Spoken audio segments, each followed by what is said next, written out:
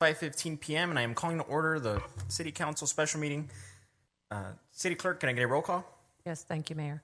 Councilmember Daniel Damian. And at this moment, I will make a motion to excuse Councilmember Damian. I believe he's running a little bit late. Can I get a second? Second. Any objections? No. Continue, City Clerk. Thank you. Councilmember Monica Garcia. Here. Councilmember Paul Hernandez. Present. Mayor Pro Tem Alejandra Avila. Here. And Mayor Emanuel Estrada. Here. At this moment, I will open up public communication. City Clerk, is there anybody looking to speak? No, Mayor. Great. At this moment, I will close public communications and we will move on. And I believe we have a study session with Brielle Acevedo from the San Gabriel Valley Regional Housing Trust.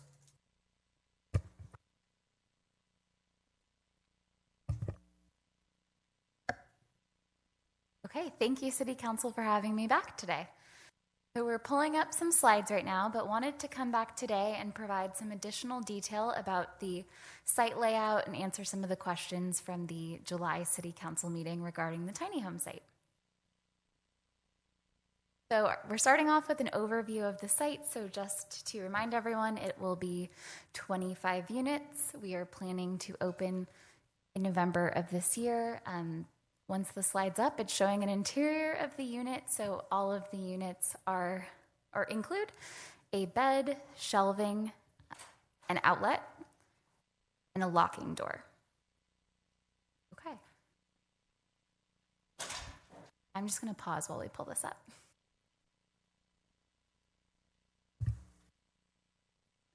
Honorable Mayor and members of the City Council, you also have a colored presentation, a copy on your desk. So if you'd like to refer to that one as well. Thank you. Okay, perfect. We're up and running now too.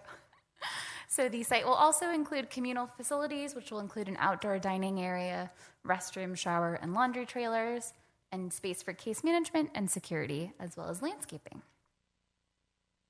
Okay.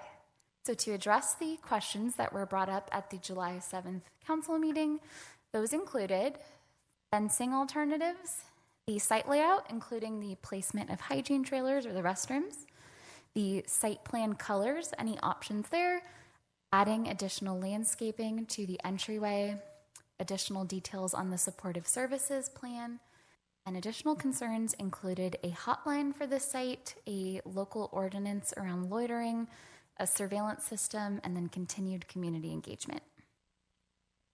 Okay, so we'll start with the fencing options. The entry fencing, the suggestion here is wood slat, which is close together. It's very attractive looking and it's not scalable. And here in the updated photo, you can see the addition of planters, so additional landscaping in the front of the site to brighten it up a little bit. That image is also blown up later in this presentation, so you'll get to see it a little larger. The rear of the site, the important part of the fencing here was to make sure that it is very secure given the location to the wash. And so this is very tight link, chain link fence, so 3/4 inch. Can't get anything through there, very, very secure and not scalable. And so the change for the side fencing shown here is the addition of vinyl slat. So the two images you're seeing here are from the North Hollywood tiny home site. So there's a myriad of color options for slat at the site. You can have a little bit of space between slats if you'd like to be able to see in and out of the site, or if there's no spacing, this is 90% opaque so that you're not able to see in, and the color scheme will be selected to match the color scheme selected for the site. Okay, so layout considerations. The site was designed to create privacy for future participants as well as communal spaces. So the restroom is located at the front of the site, and there was a question about whether or not this could be changed. It is suggested to leave the trailers at the front of the site because this is where they can be connected most easily to the existing utilities, which tie in at the street, which includes water and sewer. And the way to mitigate this being visible to the neighbors is the fencing height will be increased from the existing 6 feet to be 8 feet tall. And then, as I mentioned, that privacy screening is 90% opaque. You won't be able to see in. And this location is also preferable because it's closest to the security booth, so making that restroom and shower facility a really secure area for the participants. Other layout considerations included the addition of asphalt paint. So Public Works is paving the site, and asphalt paint is recommended here to help address the heat. So this will keep the site from getting too hot. It also visually breaks up the space and helps to create those communal spaces and to beautify the site. Okay, so this next slide is going to show some of those colors. And the difference between colors is the reflectivity of each color, but these are some of the possible color options. You can see that the colors in the middle are the most reflective. Okay, I just wanted to show, before we get into the proposed site layout, what the existing site looks like again for your reference. Okay, and then this here is what the site would look like if it was just paved and not painted at all. So the areas that you see that are a tan, those are areas that would be DG and not paved. So that remains throughout the next couple of slides, but is easiest to see here. And then this here was the color scheme that was presented at the last meeting. So also for your reference, this was bright. We have gone in a little bit more of a muted earth tone color palette with the new suggestion. So this is option number 1. A lot more tan. You still have your delineated spaces, so a walkway through the center of the site. Your hygiene trailer area is called out, and then some color along where the units are, and then those tan areas, as I mentioned, are DG spaces, and then you can see landscaping along the site and also in the front of the site. An alternative option is this one here, which is a little more green. To think that this is also a really attractive option. This will blend in well with the community. Although you won't be able to see into the site because the fencing is going to be 90% opaque, this will create a really inviting environment for the clients that are staying at the site. So this is option number 2. And in the next slide, I put them next to each other to make it a little bit easier to compare them.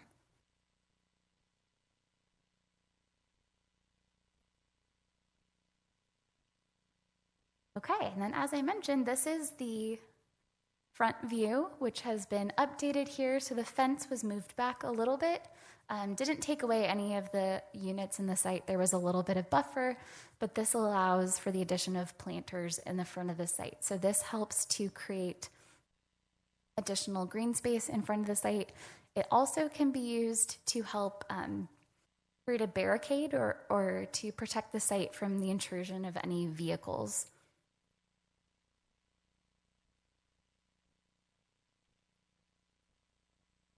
Okay.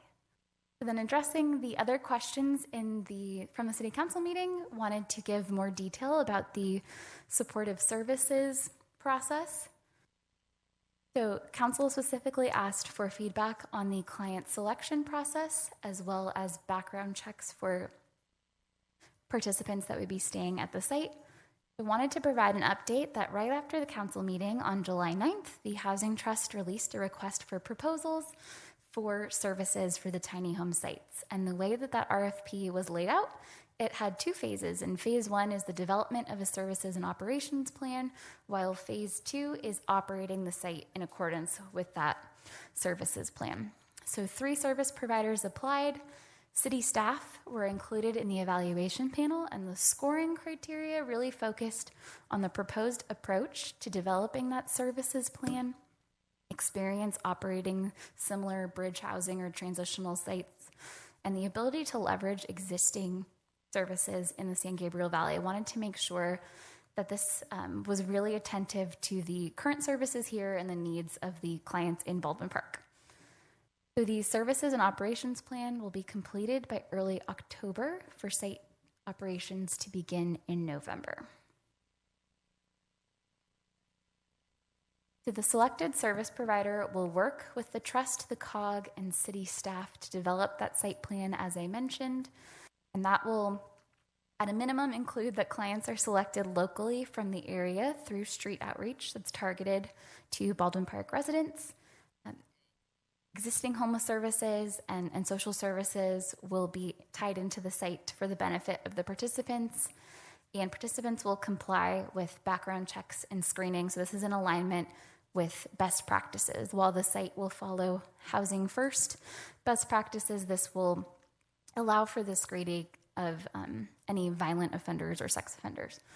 And the council will be able to provide input during the services plan development. So that's why we went with this approach to really make sure that the provider selected was tailoring their response to the community.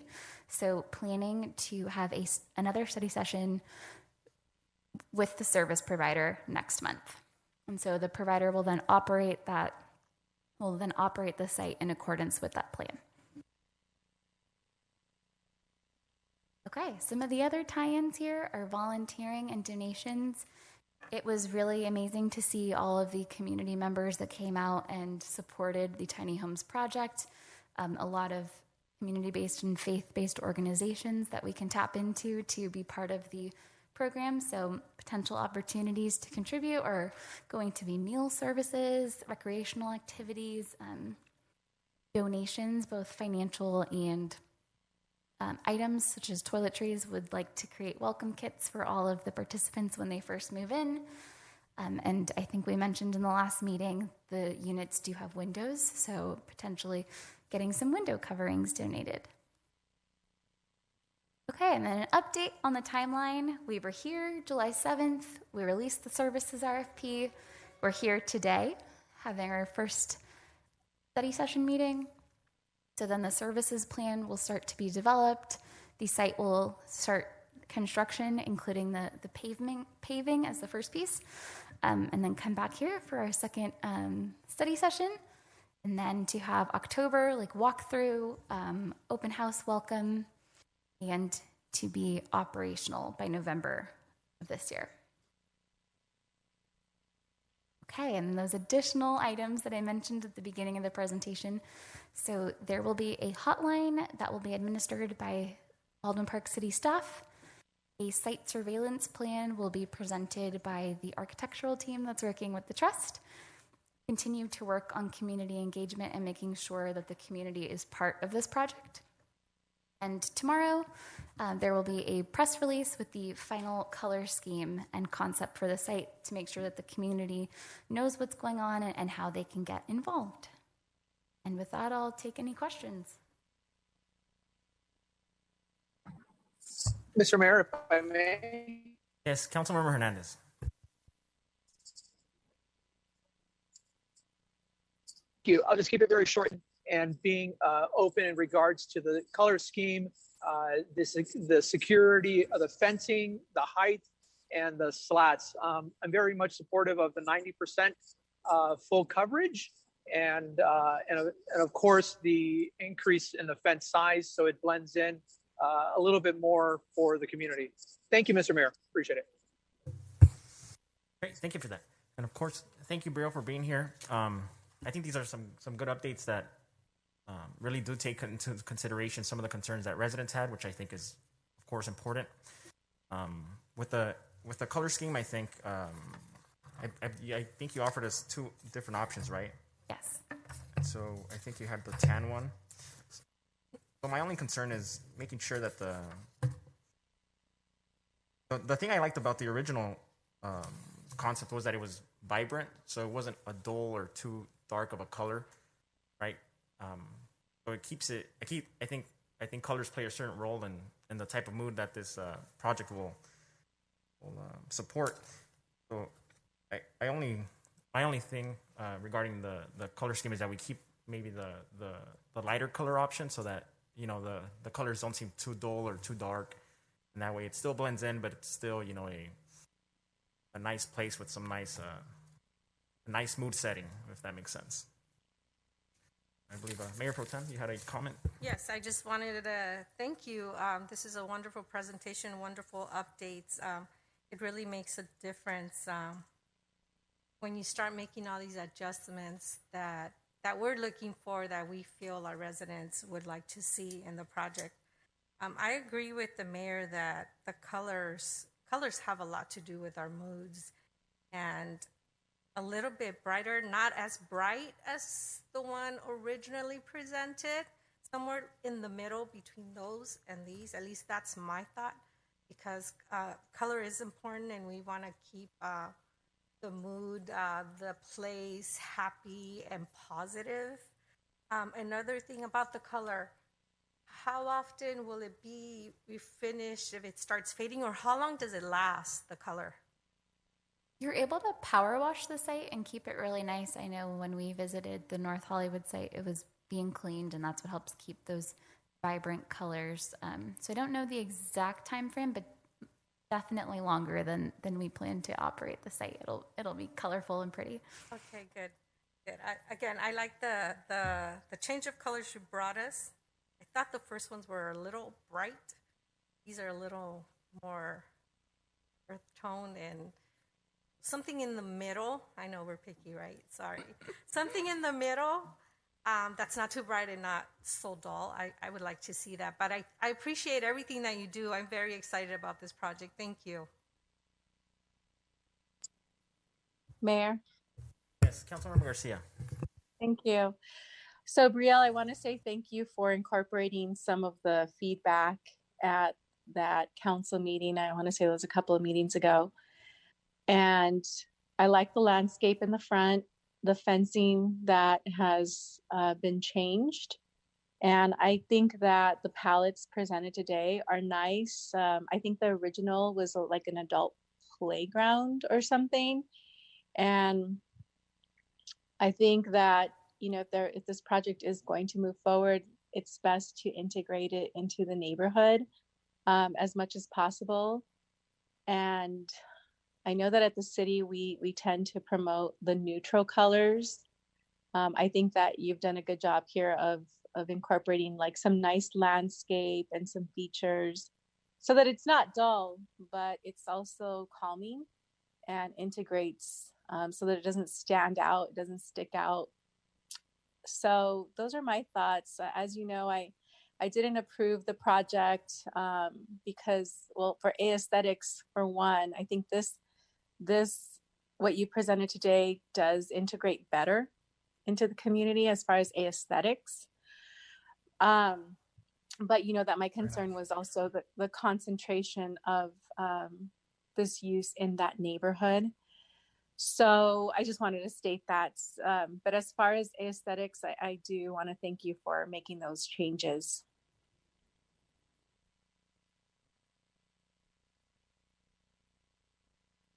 Great, thank you. So I think looking at both options, I think the meat in the middle is the first option, because the green looks a little dark, right?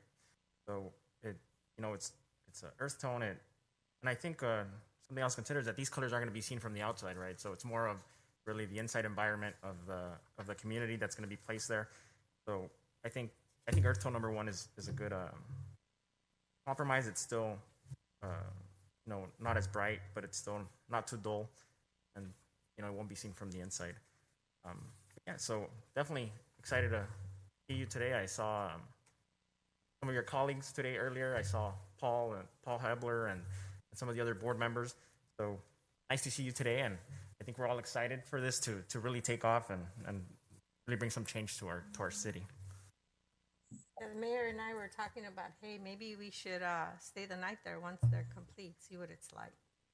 Yes, LA City Council definitely did that, so that would be a fun way to welcome it into the community. Thank you. Thank you. Yeah, and I think even some members of the Valley County Water Board showed interest in that. So, we can put all the local politicals in there for a day. Exactly. Thank you. Yeah, but no political discussion. But so thank you, Brielle, for being here today. We're all excited for this. I don't know if you have any other questions you need us to answer or any comments. um, council has expressed their concerns and their gratitude. Great, thank you. We have our direction, and I'll see you at the next study session. Thank you.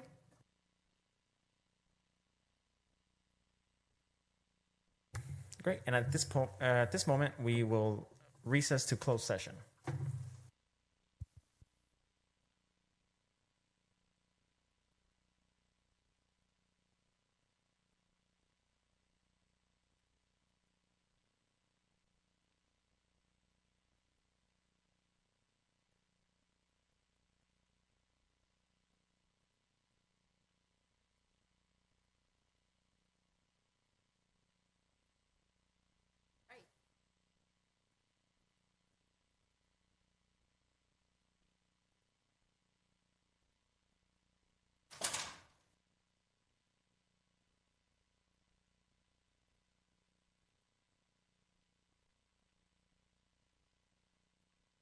Oh, yeah.